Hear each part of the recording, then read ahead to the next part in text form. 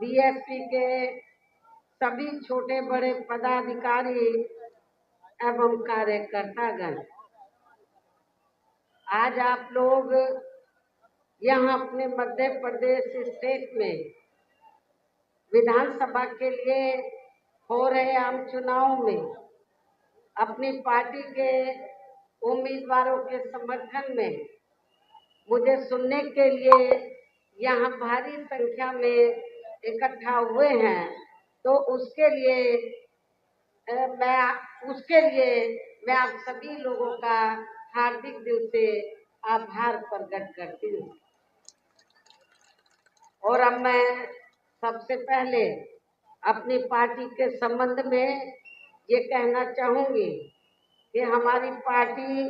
ये चुनाव आपके मध्य प्रदेश स्टेट की अधिकांश विधानसभा की सीटों पर पूरी तैयारी व दमदारी के साथ लड़ रही है। अर्थात हमारी पार्टी ने इस चुनाव में यहाँ केवल गोंडवाना गणतंत्र पार्टी को छोड़कर अन्य किसी भी पार्टी के साथ किसी भी प्रकार का कोई भी चुनावी समझौता आदि नहीं किया है। इसके साथ ही हमने बीएसपी से जुड़ने की तादाद को ध्यान में रखकर फिर उसी अनुपात में ही यहाँ सर्व समाज के लोगों को टिकट भी दिए हैं। लेकिन अब मैं इस हो रहे विधानसभा आम चुनाव में आप लोगों का ध्यान अपनी पार्टी बीएसपी को कामयाब बनाने के लिए कुछ जरूरी बातों की तरफ दिलाना चाहती हूँ। और इस संबंध में सबसे पहले मैं आप लोगों को ये कहना चाहूंगी कि अपने देश को आजाद हुए व भारतीय संविधान को भी लागू हुए अब यहाँ वर्षों बीत चुके हैं, और इस लंबी अवधि में केंद्र में आपके मध्य प्रदेश स्टेट में भी यहाँ विभिन्न विरोधी पार्टियों की सरकारें रही हैं। लेकिन दुख की बात यह है कि इस दौरान यह सभी विरोधी पार्टियों की रही सरकारों ने आपके प्रदेश सहित पूरे देश में भी सर्व समाज में से विशेषकर दलितों, आदिवासियों, पिछड़े वर्गों, मुस्लिम व अन्य धार्मिक अल्पसंख्यकों के साथ साथ गरीबों, मजदूरों, किसानों, व्यापारियों एवं अन्य मेहनतकश लोगों का भी पूर्ण रूप से विकास एवं उत्थान आदि नहीं हो सका है। जिनकी सरकारों की नीतियों व कार्यशैली को अब इन्हें और ज्यादा आजमाने की जरूरत नहीं है। और इस मामले में मैं खासकर दलितों, आदिवासियों व अन्य पिछड़े वर्गों के लोगों को ये भी बताना जरूरी समझती हूँ कि इन्हें परम पूज्य बाबा साहब डॉक्टर भीमराव अंबेडकर के कड़े संघर्ष एवं अथक प्रयासों से भारतीय संविधान के तहत मिले कानूनी अधिकारों में से खासकर सरकारी नौकरियों में जो आरक्षण की सुविधा मिली है, तो उसे भी यहाँ शुरू से ही इन वर्गों के प्रति हीन व जातिवादी मानसिकता रखने वाली सभी विरोधी पार्टियों की रही सरकारें प्रभावहीन बनाने में तथा इसे अब धीरे धीरे खत्म करने की भी पूरी कोशिश में लगी हुई है। यही मुख्य वजह है कि देश में आजादी के बाद व शुरू में केंद्र में अधिकांश राज्यों में भी काफी लंबे समय तक सत्ता में आसीन रही कांग्रेस पार्टी ने और अब पिछले कुछ वर्षों से केंद्र एवं काफी राज्यों में भी बीजेपी व अन्य विरोधी पार्टियों की भी रही सरकारों ने इनका ये आरक्षण का कोटा अभी तक भी पूरा नहीं किया है। पदोन्नति में आरक्षण को तो इन्होंने मान्य कोर्ट की आड़ में काफी हद तक खत्म ही कर दिया है। और इस मामले में लगभग यही खराब स्थिति हमें यहाँ आपके मध्य प्रदेश स्टेट में भी देखने के लिए मिल रही है। इसके साथ ही अब इन वर्गों के लोगों को प्राइवेट सेक्टर में आरक्षण दिए जाने की व्यवस्था किए बिना ही केंद्र व राज्यों में भी ज्यादातर सरकारी कार्य यहाँ प्राइवेट सेक्टर के जरिए देश के अधिकांश बड़े बड़े पूंजीपतियों व धननाथ सेठों को ही दिए जा रहे हैं, जिसके कारण अब पूरे देश में इन वर्गों के लोगों को आरक्षण का बहुत कम ही लाभ मिल पा रहा है और इससे अब पूरे देश में दलितों व आदिवासियों के साथ साथ अन्य पिछड़े वर्गों को भी काफी ज्यादा नुकसान हो रहा है। और जहां मैं खासकर अन्य पिछड़े वर्गों के लोगों को ये कहना चाहूंगी कि चाहे बीजेपी हो या कांग्रेस या अन्य कोई भी पार्टी हो, तो आज खास तौर से चुनाव के समय में जो कांग्रेस पार्टी ये प्रचार कर रही है कि हम जातीय जनगणना के पक्ष में, हालांकि हमारी पार्टी भी कोई इसके खिलाफ नहीं है, हमारी पार्टी भी इसके पक्षधर है, लेकिन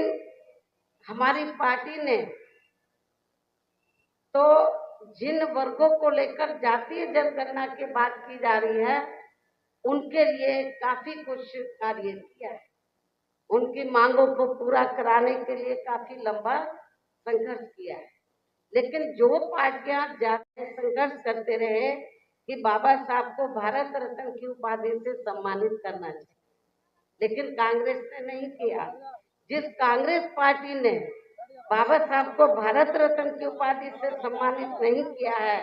क्या आप लोग ऐसी कांग्रेस पार्टी को वोट देना पसंद करेंगे? मैं समझती हूँ नहीं। बीएसपी के ही अथक प्रयासों से श्री बीपी सिंह की सरकार में इन वर्गों के मसीहा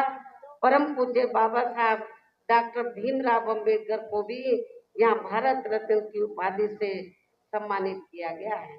जिसके लिए वो हर प्रकार से पात्र भी थे, जो बहुत पहले ही इनको ये सम्मान मिल जाना चाहिए था, जिसके लिए विशेषकर कांग्रेस पार्टी प्रमुख तौर से जिम्मेवार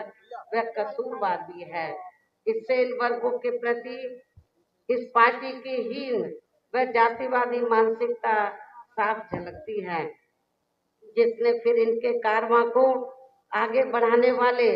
व हर मामले में समर्पित व्यक्तित्व मान्यवर श्री कांशीराम जी के देहांत होने पर केंद्र में रही इसी कांग्रेस पार्टी की सरकार के चलते एक दिन का भी राष्ट्रीय शोक घोषित नहीं किया गया था। यहाँ मैं इन वर्गों के मामले में ये भी कहना चाहूंगी कि केंद्र द्वारा अभी हाल ही में देश की लोकसभा व राज्य विधानसभाओं में महिलाओं को जो 33% आरक्षण देने की व्यवस्था की गई है, तो उसमें SC, ST व OBC वर्गों की महिलाओं को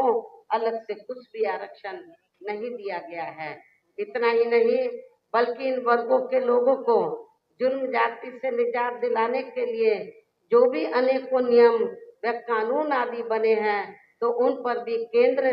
व अधिकांश राज्यों की भी सरकारें सही से अमल नहीं कर पा रही हैं, जिससे अब यहाँ खासकर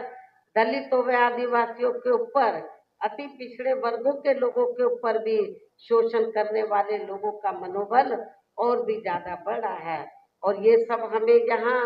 आपके मध्य प्रदेश स्टेट में भी काफी कुछ देखने के लिए मिल रहा है। इसी प्रकार हमें पूरे देश में मुस्लिम व अन्य धार्मिक अल्पसंख्यक समाज के लोगों की भी हालत कोई खास अच्छी नजर नहीं आती है। इनके साथ साथ अपर कास्ट समाज में से खासकर गरीब लोगों की भी आर्थिक स्थिति अभी भी पूरे देश में या काफी ज्यादा खराब व दयनीय ही बनी हुई है। इनके अलावा आपके प्रदेश सहित पूरे देश में सर्व समाज में से विशेषकर यहाँ गरीब, मजदूर, किसान, कर्मचारी, व्यापारी एवं अन्य मेहनतकश लोग भी अपनी विभिन्न समस्याओं को लेकर अभी भी हमें काफी ज्यादा दुखी ही नजर आते हैं। और इनमें से किसान वर्ग तो केंद्र की वर्तमान भाजपा सरकार द्वारा बनाई गई गलत नीतियों के कारण काफी ज्यादा परेशान व आंदोलित भी रहा है। लेकिन इन सब की मुख्य वजह हमारी पार्टी केंद्र में आपके मध्य प्रदेश स्टेट में भी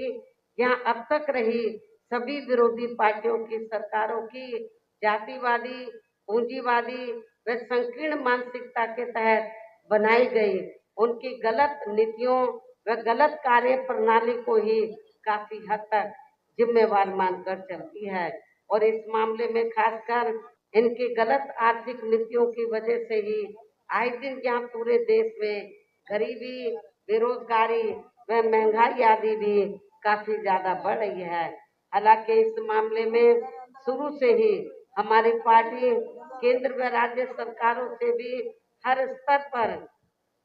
ऐसी नीति अपनाने की लगातार ये मांग करती आ रही है कि देश में कुछ गिने चुने पूंजीपतियों व धन्ना सेठों का विकास होने की बजाय बल्कि यहाँ गरीब व आम लोगों का ही विकास होना चाहिए। तभी फिर सही मायने में यहाँ की आम जनता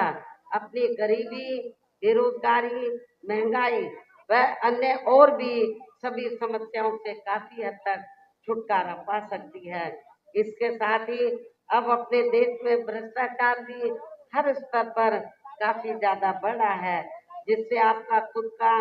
अपना प्रदेश भी, आपका अपना मध्य प्रदेश भी अछूता नहीं रहा है। और इन सब के लिए हमारी पार्टी आजादी के बाद से लेकर अभी तक केंद्र व देश के अधिकांश राज्यों में तथा आपके खुद के अपने मध्य प्रदेश स्टेट में भी ज्यादातर सत्ता यहाँ गलत पार्टियों में से खासकर कांग्रेस, बीजेपी व इनकी सहयोगी पार्टियों के हाथों में ही आने को मानकर चलती है। और इन सभी विरोधी पार्टियों को हमारी पार्टी इसलिए भी जिम्मेवार मानकर चलती है क्योंकि आजादी के बाद से लेकर अभी तक लगभग ये सभी विरोधी पार्टियां केंद्र व देश के अधिकांश राज्यों में भी ज्यादातर यहाँ बड़े बड़े पूंजीपतियों व धन्ना सेठों की ही आर्थिक मदद से सत्ता में आती रही हैं। और सत्ता में आ जाने के बाद फिर ये पार्टियां अधिकतर मामलों में अपनी आर्थिक व अन्य सभी नीतियां या आम जनता की समस्याओं को दूर करने के हिसाब से तैयार नहीं करती हैं, बल्कि देश के उन बड़े बड़े पूंजीपतियों व धन्ना सेठों को ही फायदा पहुंचाने के हिसाब से अपनी अधिकांश नीतियां तैयार करती हैं, जिनके धन व बल से चुनाव लड़कर ज्यादातर ये पार्टियां केंद्र व आपके राज्य सहित देश के अन्य राज्यों में भी अभी तक यहाँ सत्ता में आती रही हैं, जिसके कारण ही अब पूरे देश में व आपके खुद के अपने प्रदेश में भी अभी भी हमें यहाँ सर्व समाज के लोग अधिकांश मामलों में अपनी विभिन्न समस्याओं को लेकर काफी ज्यादा दुखी व परेशानी नजर आते हैं, जबकि पूरे देश में बीएसपी ही अकेली एक ऐसी पार्टी है जो विरोधी पार्टी। इस खबर को देखने के बाद क्या है आपकी राय, नीचे दिए गए कमेंट बॉक्स में दीजिए अपनी राय। ऐसी तमाम बड़ी खबरों को देखने के लिए जुड़े रहिए हमारे साथ। खबर अच्छी लगे तो लाइक कीजिए और शेयर कीजिए, और हाँ, चैनल को सब्सक्राइब कर घंटे वाली बटन को दबाना ना भूलिए। फिर आते हैं आपके बीच कुछ खास खबरों के साथ। तब तक के लिए नमस्कार, जय भीम।